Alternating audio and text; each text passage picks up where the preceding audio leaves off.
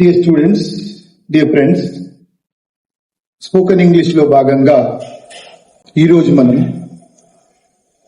English మాట్లాడడానికి అతి ముఖ్యమైన సీక్రెట్ను మీతో షేర్ చేస్తున్నాను. Secret number 1 is practice. Secret number 2 is practice.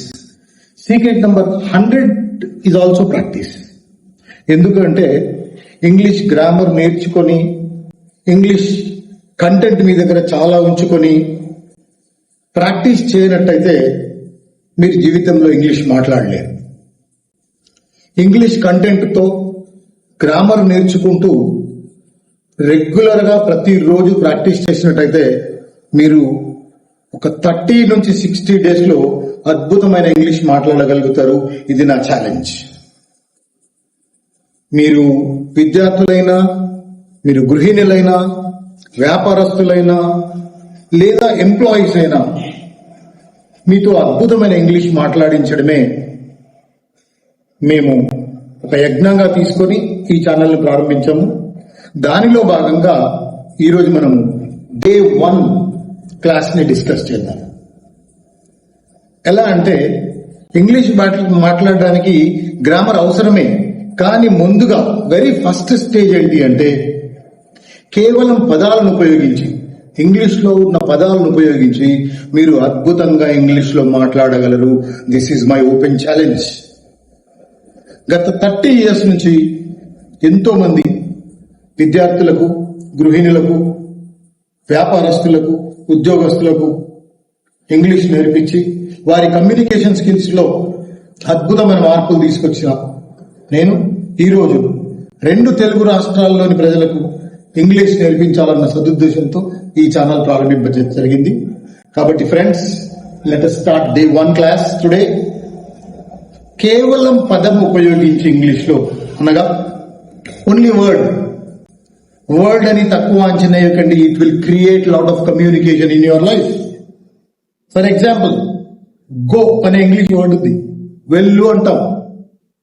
దాంతో మీరు అద్భుతమైన పద బంధాన్ని తయారు చేయొచ్చు. Go out, go with him, go to the doctor, go to the hospital. Example number 2, come in. Come అనే ఒక చిన్న ఇంగ్లీష్ వర్డ్ని ఉపయోగించి కమ్ ఇన్, లోపలికి రా, కమ్యూనికేషన్ జరిగిపోయింది. అలానే టేక్ దిస్, ఇది తీసుకో. ఇలాంటి చిన్న చిన్న పదాలను ఉపయోగించి మీరు మీ లైఫ్లో కమ్యూనికేషన్ స్టార్ట్ చేసినట్టయితే definitely with in 30 to 60 days you are going to become proficient in English language. అలా ముందుగా వెకాబులరీని డెవలప్ చేసుకోండి.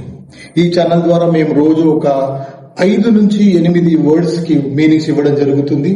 అవి మీరు ఇంటి దగ్గర నేర్చుకొని డైలీ ప్రాక్టీస్ చేయండి.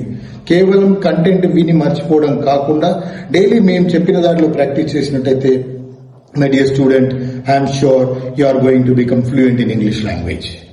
ఇప్పుడు మనం దీన్ని బేస్గా తీసుకుని మీకు 2 క్వశ్చన్స్ అడుగుతాను. ఏమో మీరు చెప్పండి.